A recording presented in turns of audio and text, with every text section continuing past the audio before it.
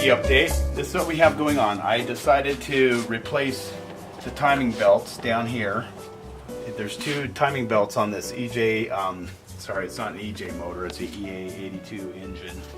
And then there's some seals that are behind here, behind the crankshaft, and also behind the camshaft. Seals are bad because this is your timing belt cover, and inside shouldn't have oil like this.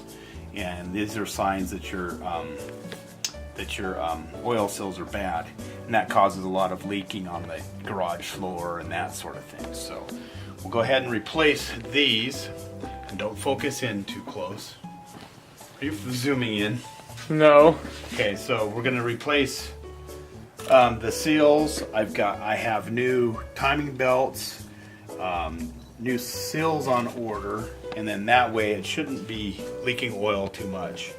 And that's that. Oh, and a water pump also. We're going to change out our water pump. You should change your water pump anytime, pretty much anytime you change a timing belt on these flat 4 engines, or the EA82, along with the EJ series of engines and that sort of thing. So, did I say in that sort of thing?